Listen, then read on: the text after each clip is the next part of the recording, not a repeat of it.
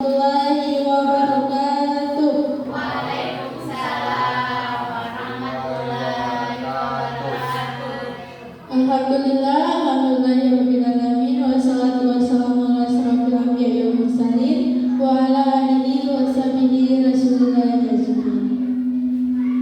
Puji syukur mari sama-sama kita panjatkan atas kehadiran Allah Subhanahu wa taala, di mana atas berkat limpahan rahmat dan hidayahnya kita bisa berkumpul di kelas yang tercinta ini. Sholawat beriringan salam tak lupa pula kita sanjungkan kepada kaum kehariban Nabi besar Nabi Muhammad SAW, di mana berkat perjuangan beliau kita bisa merasakan pendidikan seperti sekarang ini, yang telah membawa umat manusia dari alam yang penuh dengan dari alam kebodohan ke alam yang penuh dengan ilmu pengetahuan seperti saat ini. Yang kami hormati Ibu Kepala Sekolah TK Negeri 1 Putri Betung, dan yang kami hormati Bapak Ibu peserta yang sudah hadir dalam ruangan yang berbahagia ini. Langsung saja acara kita yang pertama, yaitu kata sambutan yang akan disampaikan oleh salah satu guru dari TK Negeri 1 Putri Betung, oleh Ibu Wahyuni. Kepada Ibu kami persilakan dengan segala hormat.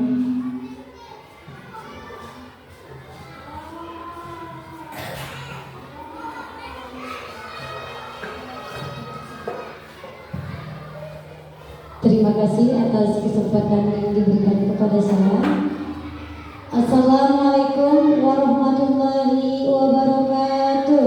Waalaikumsalam warahmatullahi wabarakatuh. Alhamdulillah, alhamdulillahirabbil alamin. Assalatu wassalamu ala asyrofil anbiya'i wal mursalin wa ala alihi wa sahbihi rasulillah ajmain.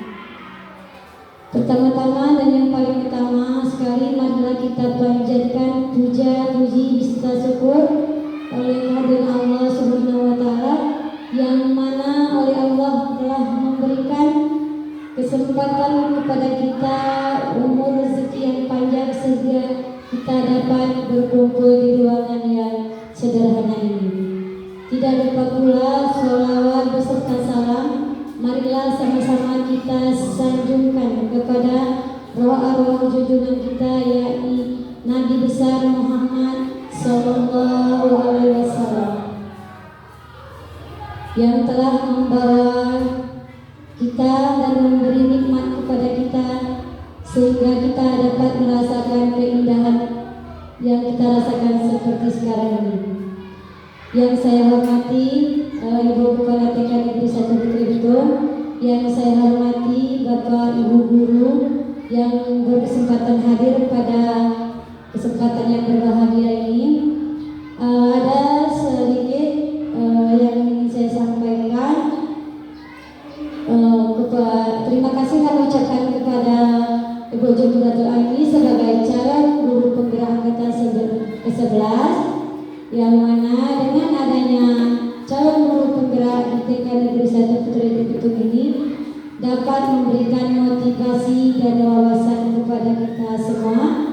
Semoga kedepannya kita dapat membawa perubahan ke arah yang lebih baik. Mungkin hanya inilah yang dapat saya sampaikan. Lebih dan kurang saya mohon maaf. Wabillahi taufiq wal hidayah. Assalamualaikum warahmatullahi wabarakatuh. Waalaikumsalam warahmatullahi wabarakatuh.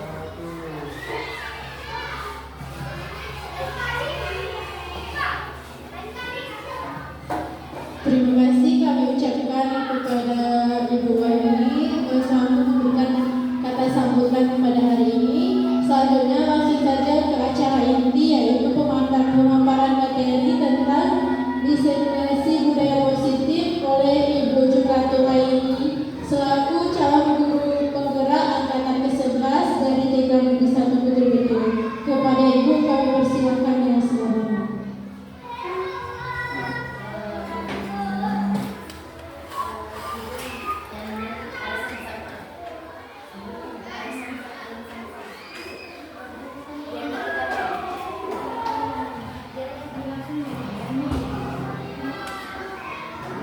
Baik, terima kasih. Assalamualaikum warahmatullahi wabarakatuh. Waalaikumsalam warahmatullahi wabarakatuh. Baik Bapak Ibu, perkenalkan nama saya Bu Ratula ini, calon guru penggerak angkatan 11 dari TK Negeri 1 Purwokerto.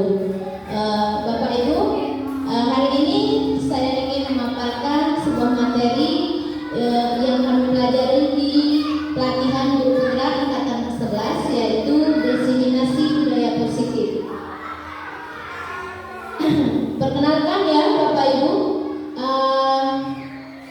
fasilitator saya Bapak Marsono SPD, yaitu kemudian pengajar praktik saya Bapak Abdul Muthalib SS, kemudian saya sendiri yaitu calon guru penggerak angkatan 11 tahun 2024 yang mewakili dari TK Negeri 1 Purwokerto ini. Kemudian di sini ada konsep inti budaya positif, yaitu perubahan paradigma pembelajaran belajar, kemudian disiplin positif, nilai-nilai kebajikan, kebutuhan dasar manusia, motivasi perilaku manusia, dan posisi kontrol manusia, keyakinan kelas, dan segitiga restitusi. Di perubahan paradigma baru ini, Bapak Ibu, ada beberapa profil pelajar Pancasila ya. Yang pertama, saya ingin memaparkan arti dari sebuah perubahan paradigma pembelajaran adalah berdasarkan prinsip pembelajaran berdiferensiasi, sehingga para peserta didik belajar sesuai kebutuhannya berdasarkan tahap perkembangan sesuai psikologi modern untuk mewujudkan profil pelajar Pancasila. Bapak Ibu, di sini ada profil pelajar Pancasila, yaitu pertama, beriman dan bertakwa pada Tuhan yang Maha Esa dan berakhlak mulia. Kemudian yang kedua, berkebinekaan global. Yang ketiga, bergotong royong. Yang keempat, kreatif. Dan yang kelima, bernalar kritis dan keenam, mandiri. Next, Bu. Di sini ada disiplin positif ya Bapak Ibu. Makna dari kata disiplin positif adalah berasal dari kata disiplina yang artinya belajar. Disiplin mengacu pada disiplin diri yang memiliki tanggung jawab terhadap apa yang dilakukan berdasarkan nilai-nilai yang diyakini. Yang kedua, disiplin positif merupakan salah satu cara penerapan disiplin yang bertujuan untuk menumbuhkan kesadaran serta memberdayakan peserta didik tanpa imbalan penghargaan atau riwayat ancaman atau hukuman. Tujuan disiplin positif tersebut adalah sebagai pendidik. Tujuan kita adalah menciptakan peserta didik yang memiliki disiplin diri, sehingga mereka berperilaku mengacu pada nilai-nilai kebajikan yang universal dan memiliki motivasi intrinsik dalam perubahan perilaku ke arah yang lebih baik. Jadi Bapak Ibu, mungkin dari sini ada pertanyaan? Adakah Bapak Ibu? Mungkin ada pertanyaan? Atau masukan ya Bapak Ibu? Next Bu? Oke, silakan. Yang pertama, nilai-nilai kebajikan universal. Yang artinya yang universal ini adalah nilai-nilai kebajikan yang menyeluruh ya Bapak Ibu. Yang mana dari nilai-nilai kebajikan ini adalah nilai-nilai kebajikan adalah sifat-sifat positif manusia yang merupakan tujuan yang ingin dicapai setiap individu. Jadi Bapak Ibu, nilai kebajikan itu sifatnya positif yang merupakan tujuan mulia yang ingin dicapai setiap individu. Nilai kebajikan sesuai profil pelajar Pancasila antara lain beriman dan bertakwa pada Tuhan Yang Maha Esa, berakhlak mulia, berkebinekaan global, gotong royong, mandiri, kreatif, dan bernalar kritis. Nilai kebajikan, keterampilan hidup yakni dapat percaya, rendah hati, pendengar yang aktif, tidak merendah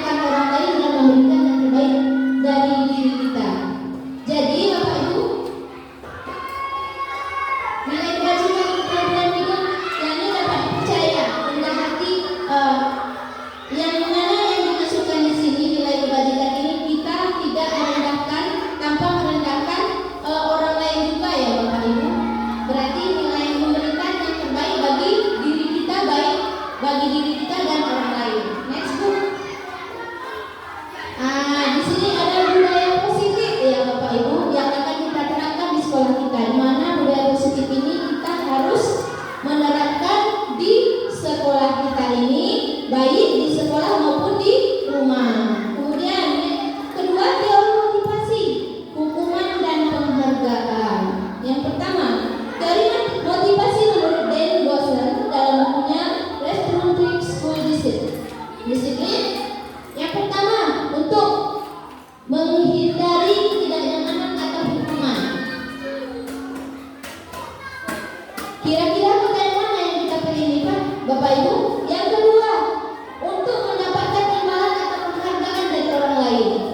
Yang C, untuk menjadi orang yang mereka inginkan dan menghargai diri sendiri dengan nilai-nilai mereka yang nilai-nilai yang mereka percaya. Bapak Ibu, dari teori tersebut, dari teori motivasi menurut Dan Gosler ini dalam bukunya, kira-kira kita menerapkan disiplin yang mana? Apakah kita untuk menghindari ketidaknyamanan atau hukuman?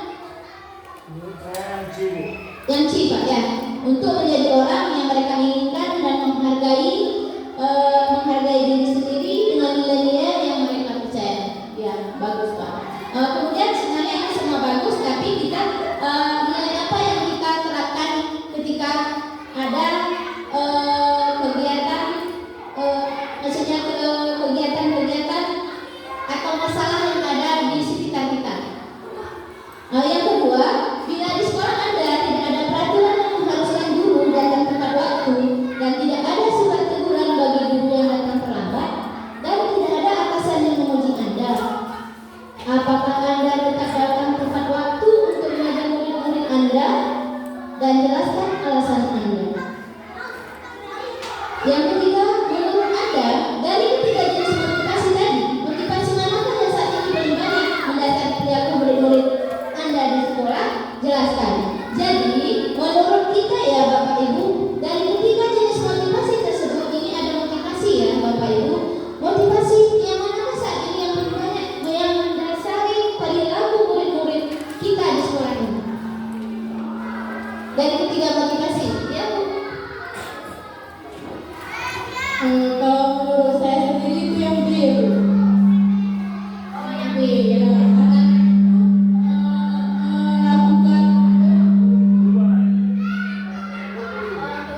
imbalan atau penghargaan dari orang lain ya Bu ya. Mendapatkan imbalan dan juga penghargaan dari orang lain, dari gurunya seperti itu.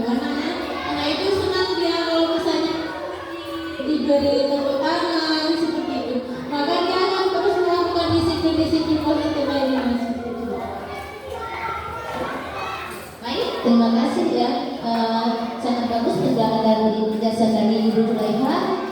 Dari motivasi manakah yang paling banyak mendasari perilaku murid-murid kita di sekolah ini ya Bu Zulaiha? Yang menurut Ibu yang B, untuk mendapatkan imbalan atau penghargaan dari orang lain. Ya, baik, terima kasih ya Bapak Ibu. Bu Zulaiha, yuk. Dari sini kita akan menceritakan tentang keyakinan kelas atau sekolah ya.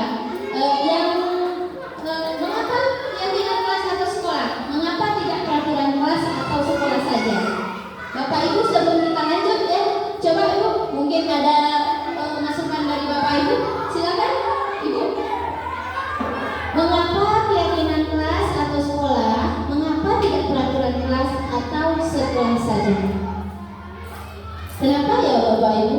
Mungkin ada masukan dari Bapak Ibu.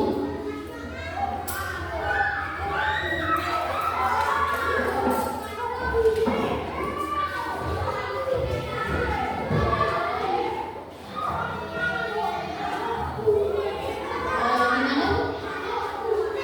Ayo kita lanjutkan next Bu ya. Next. Ya, di sini ada keyakinan kelas atau sekolah. Mengapa keyakinan kelas atau sekolah? Mengapa tidak peraturan kelas saja? Menekankan pada keyakinan seseorang akan lebih memotivasi seseorang dari dalam. Seseorang akan lebih bergerak dan bersemangat untuk menjalankan keyakinan daripada hanya sekedar mengikuti serangkaian peraturan yang tertulis tanpa makna. Jadi peraturan itu kita buat adalah kita akan memaksakan peraturan itu kepada orang lain supaya orang lain akan mengikuti peraturan yang kita buat ya Bapak Ibu. Jadi kalau keyakinan kelas ini kita yang membuat secara bersamaan. Kita akan mengundang, contohnya kalau di sekolah kita akan mengundang warga sekolah semua. Jadi dari situ kita akan membuat keyakinan ya. Murid-murid, kemudian kita lanjut lagi ya Bapak Ibu. Murid-murid pun demikian, mereka perlu mendengarkan dan memahami arti sesungguhnya tentang peraturan-peraturan yang diberikan. Apa nilai-nilai kebajikan di balik peraturan tersebut? Apa tujuan utamanya dan menjadi tidak tertarik atau takut sehingga hanya sekedar mengikuti serangkaian peraturan-peraturan yang mengatur mereka tanpa memahami tujuan mulianya. Itu merupakan sebuah arti daripada keyakinan sekolah atau kelas ya Bapak Ibu. Next Bu. Kemudian keyakinan kelas atau sekolah. Yang pertama, keyakinan kelas dapat membentuk lingkungan kelas yang kondusif dan mendukung tumbuhnya budaya positif. Yang kedua, keyakinan kelas dibentuk secara bersama oleh guru dan siswa di dalam kelas yang berpihak kepada siswa. Apapun ceritanya, keyakinan yang akan kita laksanakan di sekolah, baik di rumah, Bapak Ibu kita tetap membentuk lingkungan kelas yang keyakinan kelas dibentuk secara bersamaan.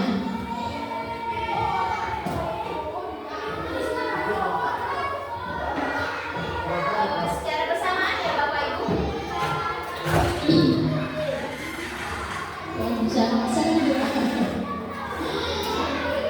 Jadi keyakinan kelas ini kita bentuk secara bersamaan. Jadi secara bersamaan ya Bu ya. Tidak bisa kita menentukan keyakinan itu sendiri. Kita harus mengundang semua warga sekolah. Jadi di warga sekolah itu ada guru, ada kepala sekolah, kemudian ada murid. Jadi keyakinan itu akan kita bentuk secara bersamaan.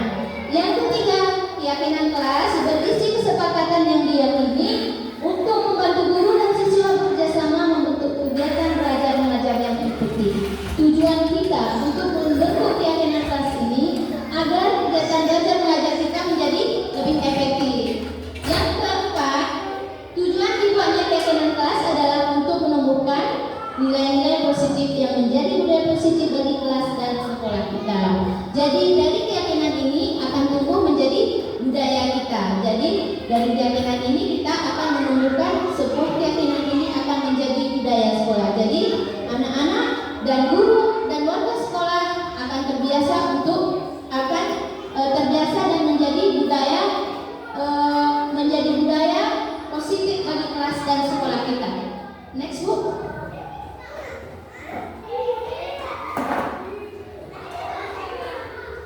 Jadi ini ya Bapak Ibu contoh sebuah poster keyakinan kelas. Ya, yang pertama mengerjakan tugas dengan tenang, mendengarkan ketika guru sedang berbicara, percaya diri dilakukan yang terbaik, menjaga kelas selalu bersih. Jadi kalau keyakinan kelas menjaga kelas selalu bersih, buanglah sampah pada tempatnya. Itu adalah sebuah keyakinan. Kedua, membiasakan berkata tolong dan terima kasih. Biasanya kita membuat budaya 5S ya, ya. Kata ajaib 4 kata ajaib, terima kasih, tolong, maaf dan permisi. Kemudian selalu berkata sopan dan jujur, mendengarkan ketika orang lain sedang berbicara, saling membantu satu sama lain. Next. Di sini ada 4 kebutuhan dasar manusia. Jadi manusia itu ada 4 kebutuhan dasar manusia. Jadi kalau kita seorang manusia itu kita mempunyai 5 kebutuhan yang harus ada pada diri kita ya Bapak Ibu. Yang pertama bertahan hidup. Bertahan hidup maknanya pakaian, makanan, tempat tinggal, keamanan dan kesehatan. Tanpa kita makan kita bisa nggak bertahan hidup Bapak Ibu? Tidak bisa ya Pak ya. Kemudian tempat tinggal. Kalau kita sebagai manusia tempat tinggal kita kalau tidak ada kita bisa bertahan hidup nggak Pak? Susah ya Pak ya. Kemudian keamanan dan kesehatan. Yang kedua kasih sayang. Setiap manusia itu membutuhkan kasih sayang ya Bapak Ibu. Kemudian kasih sayang itu contohnya rasa diterima, dipedulikan, berbagi, kerjasama, menjadi bagian dari kelompok. Jadi kasih sayang ini harus ada pada diri manusia, baik itu guru maupun murid. Kita sesama rekan sejawat di sini membutuhkan kasih sayang. Jadi kita merasa kalau kita sebagai guru ketika kita datang ke sekolah kita ingin ada rasa diterima dari teman-teman kita, sehingga kita pun akan menjadi senang waktu melakukan kegiatan pembelajaran yang ada di sekolah, baik itu dari atasan maupun dari rekan sejawat ya Bapak Ibu. Kemudian penguasaan. Dari penguasaan ini ada harga diri, keinginan untuk dianggap, memimpin, berprestasi dan diakui dan didengar. Itu adalah sebuah penguasaan. Itu pun adalah sebuah kebutuhan dasar kita sebagai manusia.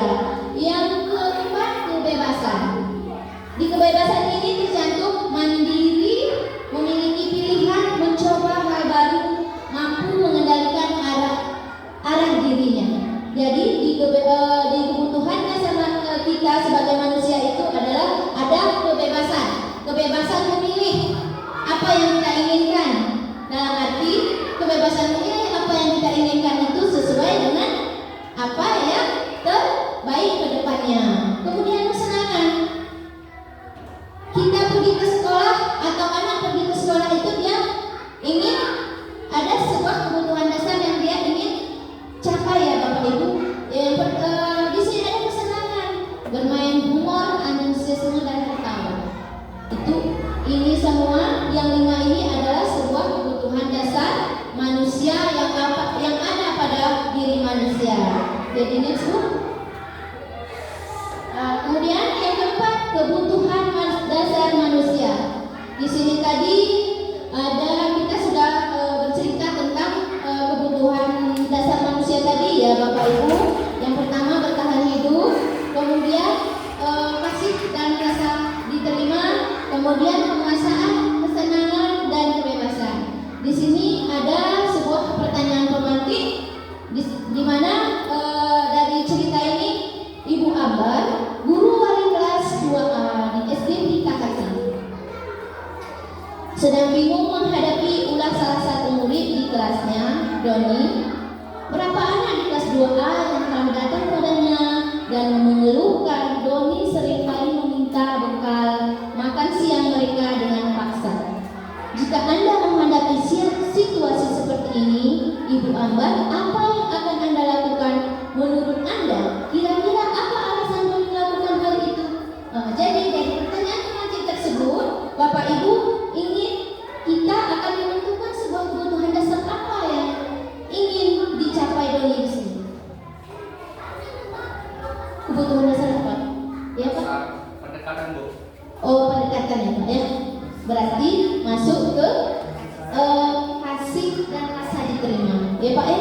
Berarti Doni tersebut ingin kasih dan rasa disayang oleh Ibu Ambar. Ya Pak ya. Itu menurut Bapak. Kemudian dari Ibu Bapak yang lain, ceritanya tadi kan Ibu Ambar, guru wali kelas 2A di SD Pikahati, sedang bingung menghadapi ulah satu murid di kelasnya Doni. Beberapa anak di kelas 2A telah datang padanya dan mengeluhkan Doni seringkali meminta bekal makan siang dengan paksa. Jika Anda menghadapi situasi seperti Ibu Ambar, apakah yang akan Anda lakukan? Menurut Anda kira-kira apa alasan Doni melakukan hal tersebut?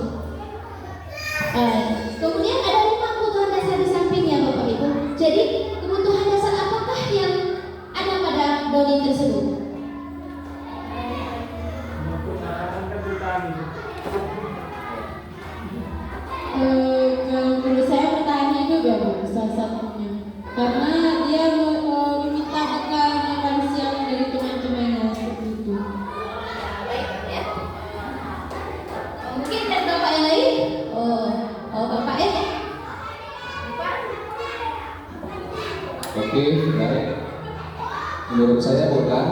Saya dekatkan dulu saya dengan siswa. Jadi saya cerita apa kenalan tentang dia, apa kemauan dia, lalu saya ikuti alur cerita dia dan kemauan dia apa. Mudah-mudahan insya akan berubah berkata. Oke. Saya bukan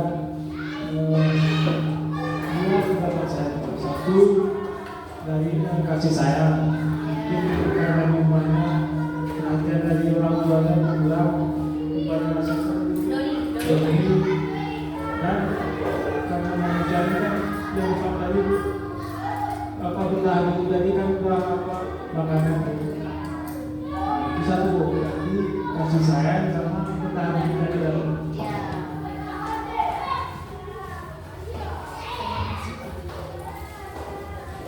Ya, baik Bapak Ibu, terima kasih atas jawabannya.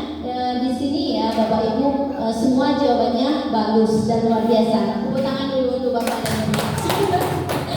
Ya, benar sekali ya Bapak Ibu. Yang pertama tadi Bapak dan Bapak ya, kata Bapak ini kita harus melakukan pendekatan terhadap anak tersebut. Betul sekali. Karena di dalam pendekatan itu adalah ada sebuah kebutuhan dasar yang muncul di situ ya Bapak Ibu, yaitu kasih sayang dan rasa diterima. Jadi dengan melakukan pendekatan terhadap anak tadi, berarti anak tersebut kita tahu bahwa kebutuhan apa yang dia inginkan. Yang kedua, kebutuhan bertahan hidup. Betul sekali ya Bapak Ibu, karena Doni ini sering meminta paksa makanan siang ya Pak, bekalnya ya Pak ya. Ya, bentuknya ya kalau kita Pak. Kemudian betul sekali ya Bapak Ibu, karena Doni ini mempunyai kebutuhan dasar manusia, yaitu yang kedua bertahan hidup. Karena yang pertama kasih dan rasa diterima, yang kedua bertahan hidup. Next Bu. Ya, ini ada sebuah kasus lagi ya Bapak Ibu, kebutuhan dasar manusia tadi. Sebutkan kebutuhan apa yang sedang berusaha dipenuhi oleh anak-anak ini. Bimo, seorang anak TKB, selalu berlari keluar kelas menuju jalan raya di depan sekolahnya yang ramai dengan kendaraan. Tingkahnya membuat guru Bu Ani bingung dan seringkali lari mengejarnya. Ada beberapa kemungkinan jawaban yang diberikan Bimo. Yang pertama, aku senang bermain kejar-kejaran dengan ibu guru, seru. Yang kedua, ibu kejar aku karena ibu guru sayang aku. Yang ketiga, aku hebat bisa bikin ibu guru kejar aku. Yang keempat, aku bosan belajar mewarnai terus di dalam kelas. Jadi Bapak Ibu, dari 4 pertanyaan ini muncullah sebuah kebutuhan dasar kepada anak tersebut ya Bapak Ibu. Kira-kira kebutuhan dasar apakah yang tercantum di cerita yang nomor 1?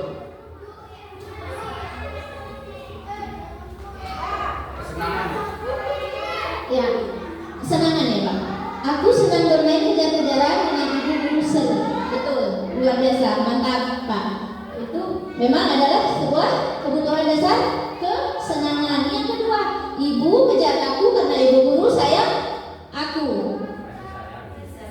Itu adalah sebuah kasih sayang dan rasa diterima. Yang ketiga, aku hebat kan bisa bikin ibu guru kejar aku. Itu kebutuhan apakah kira-kira Bapak Ibu? Aku hebat bisa bikin ibu guru kejar aku. Berarti itu adalah sebuah penguasaan ya Bapak Ibu.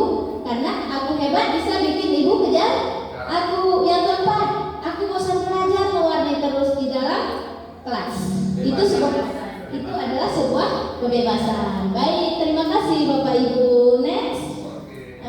Mana Bu terang-terang nih Bu? Iya Pak. Ya, 5 posisi kontrol restitusi. Di sini ada 1 penghukum.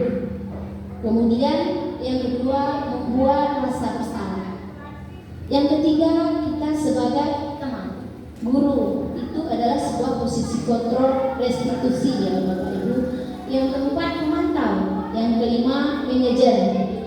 Di sini ada sebuah kalimat ya Bapak Ibu ya. Awas ya, kalau lain kali telah mengerjakan tugas lagi, kalau orang tua kamu tahu di mana, ayo bantu demi solidaritas. Apa peraturan yang berlaku di kelas kita? Apa rencana kamu untuk memperbaiki ini? Manakah yang sering Bapak Ibu katakan ketika menemui anak melakukan kesalahan? Jadi manakah ya Bapak Ibu coba?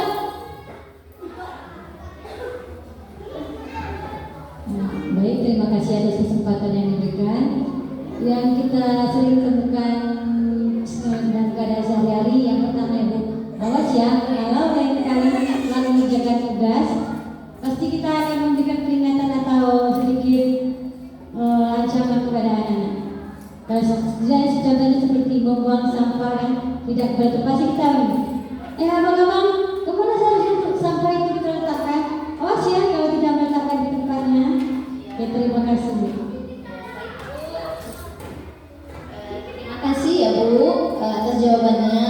Ayo Bu, sebelum kita ini tadi coba dinexkan tuh biar kita belajar bersama ya. Ya, ini adalah 5 posisi kontrol restitusi. Sebagai guru sebaiknya kita menggunakan posisi kontrol manajer.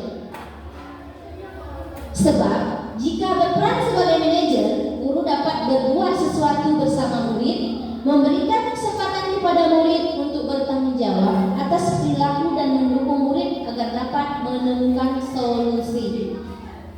Posisi kontrol manajer mengacu pada restitusi yang dapat menjadikan murid sebagai manajer bagi dirinya sendiri sehingga dapat tercipta identitas positif pada diri murid. Ya Bapak Ibu, tadi kita ada beberapa posisi kontrol di depan ya Bapak Ibu. Jadi kita sebagai guru kita harus menggunakan posisi kontrol manajer.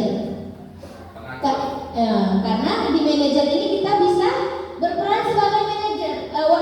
Ketika ada masalah yang dilakukan oleh murid kita bisa berperan sebagai manajer. Dapat berbuat sesuatu bersama murid, memberikan kesempatan kepada murid untuk bertanggung jawab atas perilaku dan mendukung murid agar dapat menemukan solusi.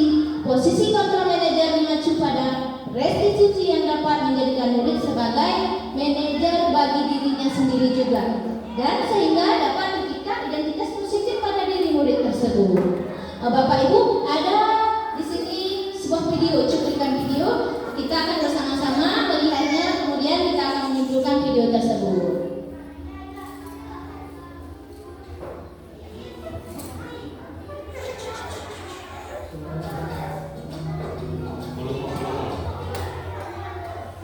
Salam bahagia Ibu dan Bapak guru hebat. Dalam penerapan disiplin positif restitusi, salah satu program yang dikembangkan adalah 5 posisi kontrol. 5 posisi kontrol dalam restitusi adalah proses perjalanan seorang pendidik agar dapat mengenali dirinya.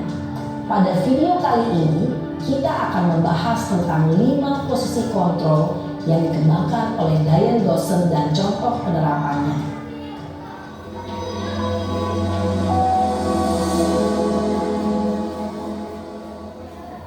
5 posisi kontrol itu adalah 1. Posisi penghukum. 2. Posisi pembuat merasa bersalah. 3. Posisi teman. 4. Posisi pemantau atau monitor. Dan 5. Posisi manajer.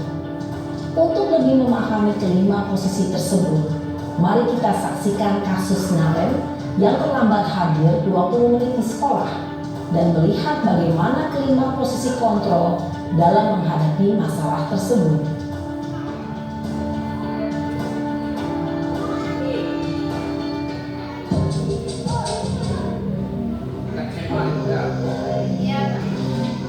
Sebenarnya sama itu penerapannya baik di TK, di Naren!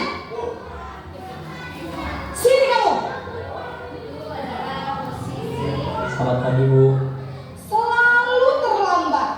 penghukum. Kamu deh, pasti terlambat. Maaf Bu, saya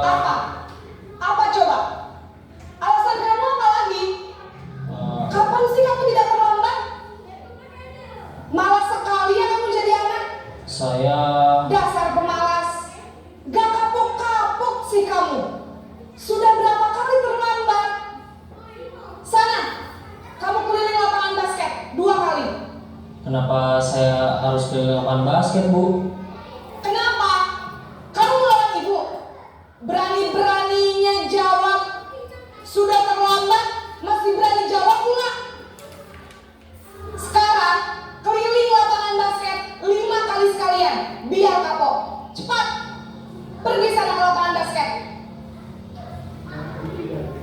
Posisi penghukum biasanya berbicara dengan nada tinggi, menghardik, menunjuk-nunjuk, menyakiti, dan menyindir. Hukuman bisa berupa fisik maupun psikis. Ibu dan bapak guru hebat. Dampak yang terjadi pada murid ketika guru berada pada posisi penghukum adalah murid cenderung akan memberontak, bahkan menyimpan dendam.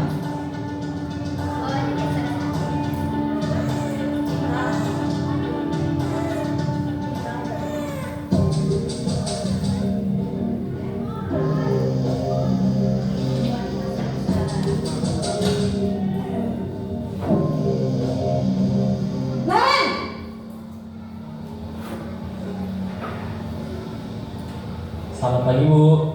Naren, kamu kenapa terlambat lagi, nak? Ya Tuhan, Naren, kamu senang ya bikin ibu susah ya? Kalau kamu terlambat lagi, nanti ibu yang ditegur bapak kepala sekolah, nak. Disangka ibu tidak bisa membina kamu. Duh, gimana ini? Maaf, Bu. Duh, Gusti Naren, kamu suka ya kalau ibu ditegur bapak kepala sekolah? Terus, sekarang ibu harus tulis apa ini di buku absen? Ini kamu sudah sering terlambat loh. Ibu harus apa coba? Maaf, Bu. Maaf sekali. Ya sudah, lain kali jangan bikin ibu susah lagi ya, nak ya. Ibu tidak akan kuat lagi kalau kamu begini terus. Bisa jantungan kalau ibu ditegur bapak kepala sekolah. Sana cepat ke kelas. Maaf ya, Bu. Maaf sekali. Posisi pembuat rasa bersalah berbicara dengan nada tenang, cenderung lembut.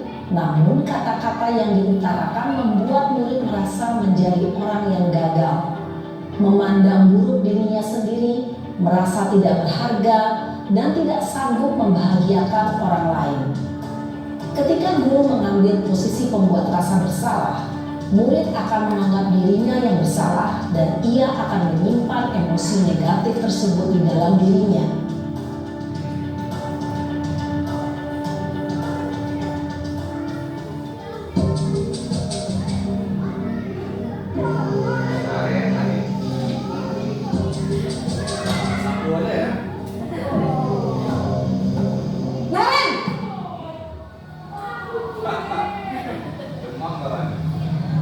Selamat pagi, Bu. Wah, sudah jam berapa ini, nak? Terlambat lagi ya, sayang? Iya, Bu. Habis ibu saya lupa bangunkan saya, Bu. Kamu malah menyalahkan ibu kamu. Kamu bukannya anak yang larinya paling kencang. Kok terlambat sih? Iya, Bu. Saya memang terlambat bangun tadi. Jadi, biarpun saya lari kencang, tetap gak kekejar, Bu. Ya sudah sana. Nanti lain kali larinya lebih kencang lagi ya.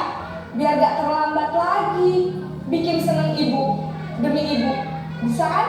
Bisa lah, Bu. Ya sudah sana masuk kelas. Ibu beresin urusan absen kamu.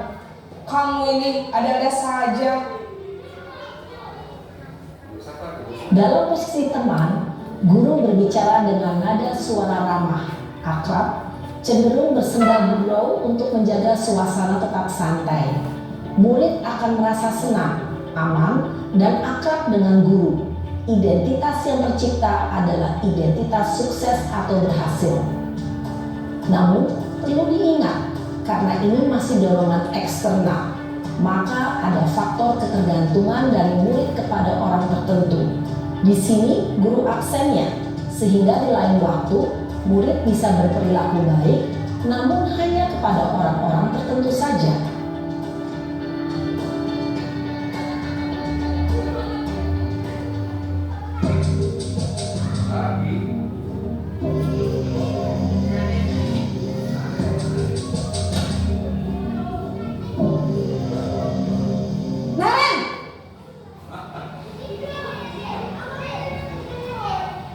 Selamat pagi, Bu.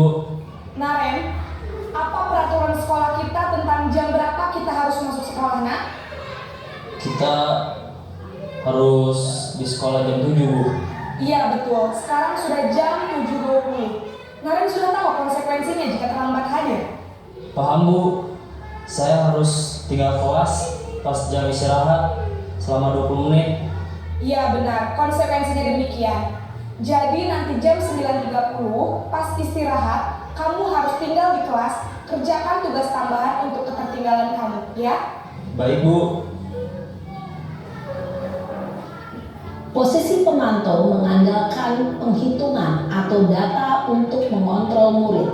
Guru mengarahkan murid berdasarkan peraturan dan konsekuensi.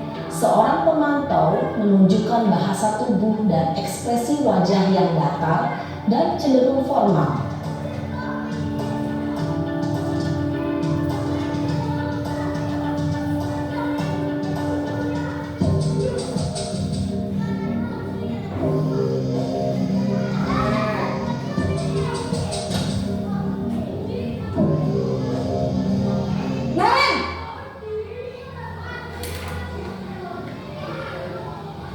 Selamat pagi, Bu. Selamat pagi, Naren. Maaf, Bu. Saya terlambat. Iya, sekolah masuknya jam 7, sekarang sudah jam 7.20. Jadi sekarang bagaimana ini, Naren? Maaf, Bu. Saya lupa setel alarm saya semalam. Baiklah, menurut kamu, keyakinan sekolah yang mana yang perlu kamu tingkatkan? Menghargai diri sendiri dan orang lain mungkin ya, Bu. Setuju. Jadi, apakah Naren meyakini prinsip saling menghormati tersebut? Iya, Bu. Saya meyakininya. Apakah Naren bersedia memperbaiki masalah keterlambatan ini? Bersedia, Bu. Bagaimana kamu akan perbaiki masalah keterlambatan ini? Saya akan coba untuk tidak lupa menyetel alarm saya, Bu. Baik, kalau Naren lupa menyetel alarm di rumah, ada orang yang kira-kira bisa bantu mengingatkan tidak? Ada, Bu. Kakak saya, Kak Emma. Ada lagi selain Kak Emma? Selain Kak Emma, ada ibu saya. Baik, jadi yang mengingatkan Naren adalah Kak Emma dan ibu kamu ya? Kira-kira akan mulai setel alarm kapan nih, Naren? Setelah pulang sekolah, akan segera saya lakukan. Baik, jadi Naren akan setel alarm untuk bangun besok pagi dan akan diingatkan oleh kakak dan ibu dan Naren ya. Ada lagi yang mungkin perlu dilakukan, Naren, agar tidak terlambat bangun lagi? Tidak ada, Bu. Baik, Naren, terima kasih untuk kerjasama kamu. Sekarang kamu perlu kembali ke kelas untuk belajar. Baik, Bu. Terima kasih. Posisi manajer adalah posisi kontrol yang disarankan untuk membimbing murid memiliki sikap disiplin yang positif, yaitu murid yang mandiri, bertanggung jawab, dan dapat memecahkan masalah. Tujuan dari posisi ini adalah agar murid dapat berefleksi atas tindakannya. Guru akan dengan tulus memberikan pertanyaan-pertanyaan bermakna, sehingga membuat murid dapat belajar dari kesalahannya dan mencari sebuah solusi untuk menyelesaikannya. Ibu dan bapak guru hebat, setelah mengamati adegan kelima posisi kontrol tadi, kira-kira posisi mana yang paling ideal? Posisi mana yang dapat menunjang motivasi intrinsik murid? Ya, tentu posisi manajer. Posisi ini memang posisi ideal yang ingin dituju setiap pendidik. Pada posisi inilah, guru dapat menerapkan disiplin positif yang berpihak pada murid, yang memerdekakan murid. Perjalanan seorang pendidik tentunya tidak mudah untuk sampai pada posisi seorang manajer. Namun, tujuan kita pasti, yaitu menciptakan murid-murid yang mandiri, merdeka, dan bertanggung jawab. Semoga penggambaran 5 posisi kontrol yang telah diperlihatkan ini dapat menjadi ajang refleksi bagi kita semua, agar dapat terus mengasah dan menerapkan disiplin positif yang memerdekakan murid. Mari terus berlatih dan bersemangat. Selamat menerapkan. Salam dan bahagia Ibu dan Bapak Guru hebat.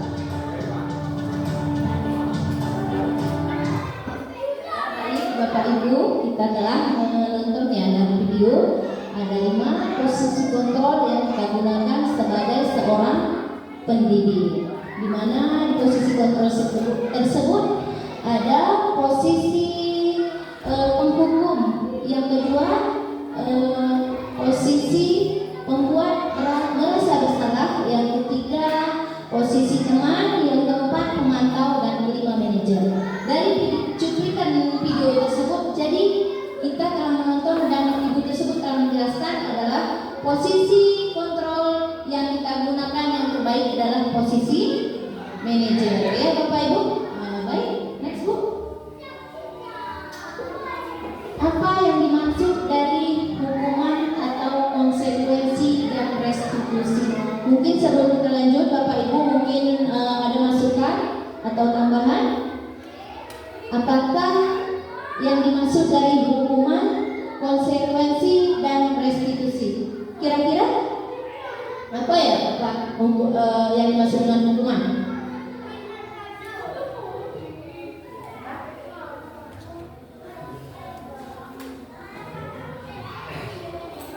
Baik, Ibu, hukuman itu contoh terhadap siswa yang kelas.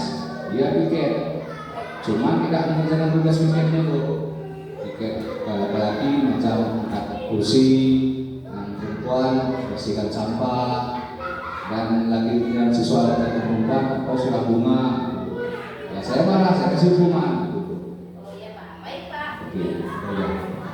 Kita dengar Bapak yang lain. Konsekuensi.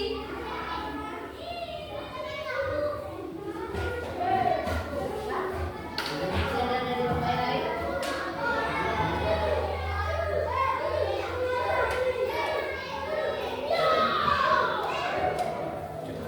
Baik, hukuman. Next Bu. Apa itu hukuman? Hukuman bersifat tidak terencana atau tiba-tiba. Anak atau murid tidak tahu apa yang akan terjadi dan tidak dilibatkan.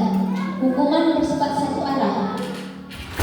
Dari pihak guru yang memberikan dan murid hanya menerima suatu hukuman apa melalui suatu kesepakatan. Itu adalah sebuah arti dari hukuman atau pengarahan dari pihak guru baik sebelum atau sesudahnya. Hukuman yang diberikan bisa berupa fisik maupun psikis.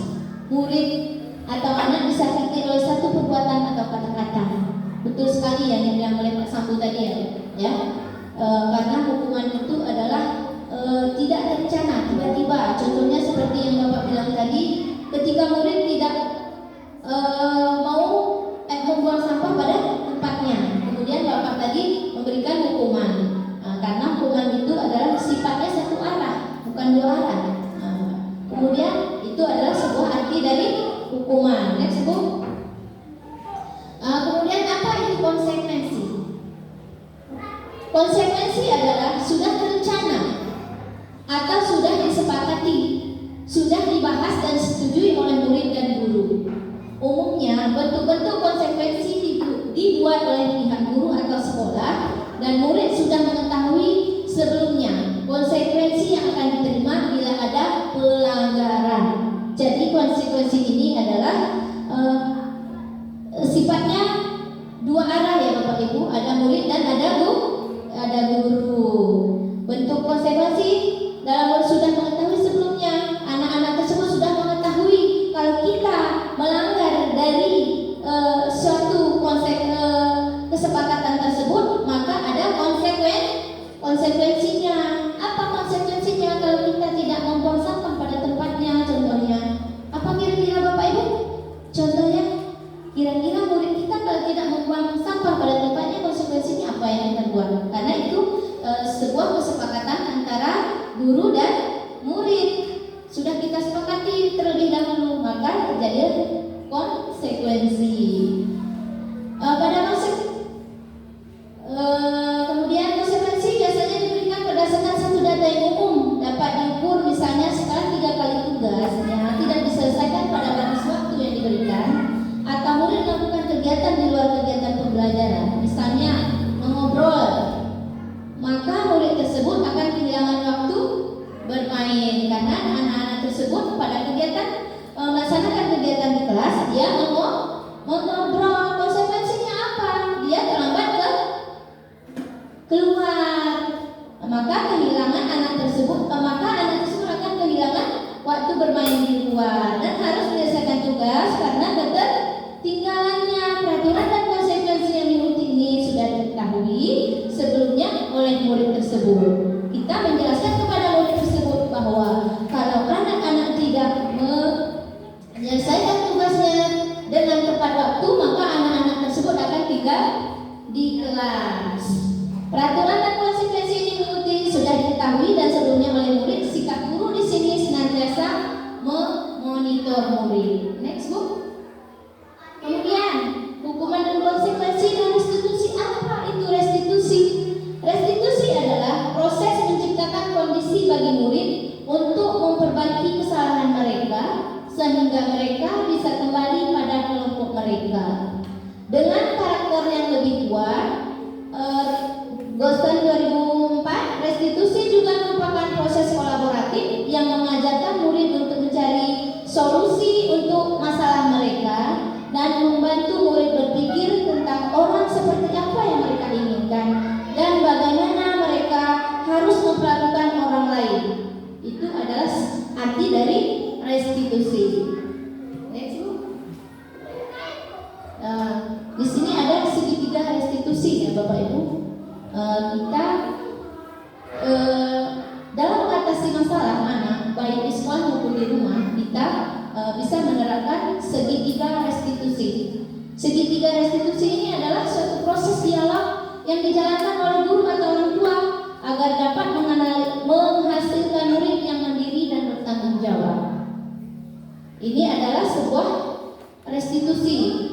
Restitusi ini apabila anak melakukan kesalahan, kita bisa melakukan dengan segitiga restitusi ini. Kemudian di sini ada proses 3 tahapan tersebut didasarkan pada prinsip-prinsip utama dari teori kontrol. Langkah yang pertama di restitusi tersebut, di segitiga restitusi tersebut ada yang pertama menstabilkan identitas. Teori kontrolnya, kita semua akan melakukan hal terbaik yang bisa kita lakukan. Itu adalah sebuah menstabilkan identitas. Langkah kedua, validasi tindakan yang salah. Semua perilaku memiliki alasan. Contohnya seperti ini, Bapak Ibu ya. Ketika anak melakukan kesalahan, berarti ketika anak melakukan kesalahan, berarti kita pun harus memberitahu kepada anak tersebut. Sebenarnya anak ibu, semua orang itu pernah melakukan kesalahan. Jadi daripada itu anak ibu harus melakukan yang terbaik ke depannya. Itu adalah sebuah contoh dari validasi tindakan yang salah. Jadi kenapa? Apa yang terjadi anak ibu sehingga misalnya ini contohnya Doni dan Tika misalnya. Apa yang terjadi Doni? Kok Tikanya nangis? Itu adalah kita validasi dulu tindakan apa yang dia lakukan salah menurut anak tersebut. Itu kita harus validasi tindakan apa yang telah dilakukan anak tersebut. Yang ketiga, menanyakan keyakinan. Menanyakan keyakinan ini teori kontrolnya adalah kita semua memiliki motivasi internal. Jadi motivasi yang kita berikan kepada anak tersebut. Next, Bu. Ini ada sebuah gambaran segitiga restitusi. Di sini ada validasi tindakan yang salah. Contohnya, kamu tentu punya alasan mengapa melakukan itu. Adakah cara yang lebih efektif untuk mendapatkan apa yang kamu butuhkan? Dan menanyakan keyakinan. Menanyakan keyakinan ini, keyakinan kelas apa yang telah kita sepakati.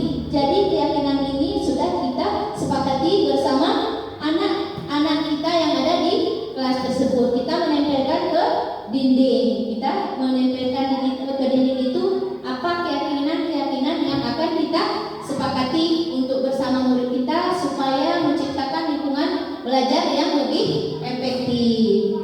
Kemudian, kamu ingin menjadi orang seperti apa? Kita bertanya kepada anak tersebut, kamu jadi orang seperti apa ya nak? Kalau kamu tidak melakukan keyakinan yang telah kita buat. Kemudian menstabilkan identitas. Setiap orang pasti pernah melakukan kesalahan. Kita akan menstabilkan masalah tersebut yang terjadi pada anak tersebut dengan menanyakan setiap orang pasti akan pernah melakukan kesalahan. Kemudian kamu bukan satu-satunya orang yang pernah melakukan kesalahan ini. Itu yang kita katakan kepada siswa kita yang melakukan kesalahan. Kemudian di sini ada menstabilkan identitas. Ya, ini adalah contoh menstabilkan identitas dilakukan berdasarkan prinsip bahwa setiap orang pernah melakukan kesalahan. Membuat kesalahan adalah bagian dari proses pembelajaran yang nantinya akan menggeser identitas gagal ke arah identitas sukses. Itu adalah sebuah menstabilkan identitas. Validasi tindakan yang salah. Validasi tindakan yang salah dilakukan berdasarkan prinsip bahwa setiap perilaku berupaya memenuhi suatu kebutuhan tertentu dari 5 dasar kebutuhan manusia, sehingga guru atau orang tua akan menggeser dari pemikiran atau respon menjadi proaktif serta akan lebih mengenali dan mengakui kebutuhan murid atau anak. Itu adalah validasi tindakan yang salah. Kemudian respon menanyakan keyakinan.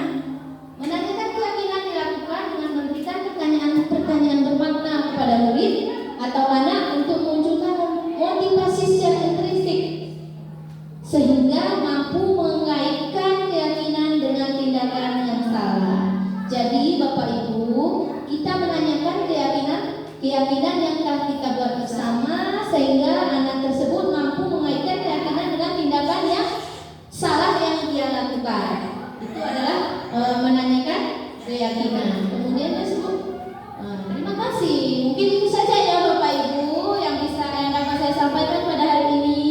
Semoga bermanfaat ya Bapak Ibu. Ini adalah sebuah diseminasi disiplin positif saya akhiri dan saya ucapkan terima kasih. Wabillahi taufiq wal hidayah. Assalamualaikum warahmatullahi wabarakatuh.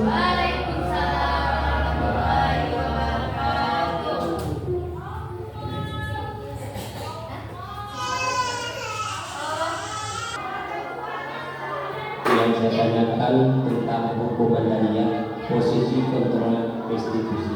Yang pertama penghukum, ya, penghukum. Jadi ada sebagian yang menghukum jam sekolah, yaitu guru kan itu.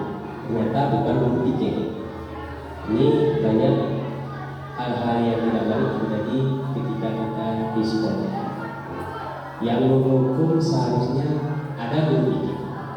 Ya, guru PJ. Ini awal dan negaraan di sekolah kita semua. Tetapi yang menghukum bukan guru PJ. Nanti datang wali tanyanya pada guru PJ. Dan belum tahu. Nah, itu bagaimana caranya solusi seperti itu. Seharusnya kan ada tata caranya menghukum itu harus ada aturan di sekolah yang sudah disepakati. Ternyata tidak disepakati itu dilanggar. Nah, berarti kan kita yang salah. Itu sering kejadian seperti itu. Nah, ini yang saya tanyakan, Bu. Bagaimana cara kita solusinya, yaitu jatuhnya kepada manajer tadi ya, Bu. Ya, manajer tadi supaya ada kesimpulan dari 1, 2, dan 3, 4 sampai 5 tadi. Seharusnya kan situ arah tertentu. Cuman itu yang saya tanyakan, Bu. Bagaimana cara kita supaya nanti ada solusinya, jalan keluar ketika ada datang orang tua tersebut.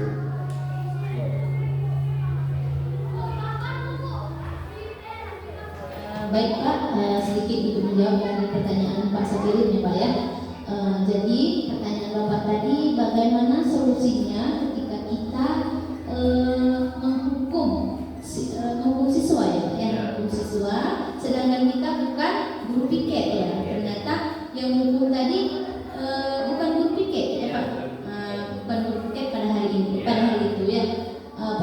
Jawabannya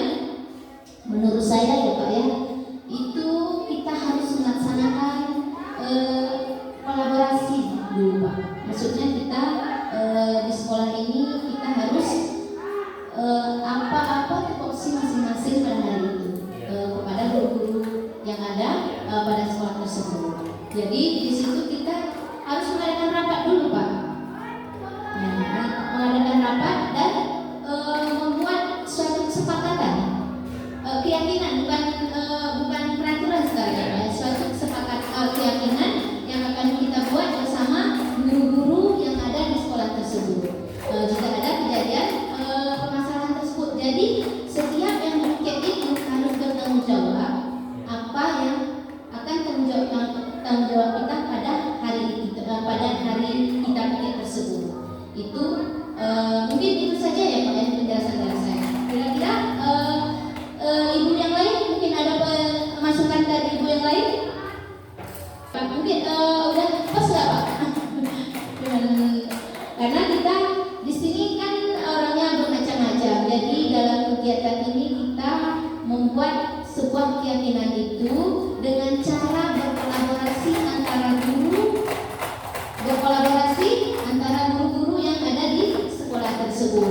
Disitulah kita seperti membuat kelompok belajar Pak. Di kelompok belajar itu kita menceritakan tentang apa tupoksi guru piket tersebut. Jadi mereka harus bertanggung jawab apa sebenarnya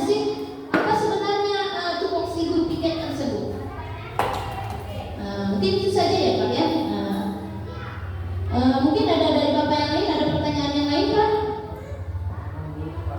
Udah cocok ya Pak ya. Mungkin itu saja ya Pak ya. Mungkin itu saja yang dapat saya sampaikan. Saya akhiri. Assalamualaikum warahmatullahi wabarakatuh.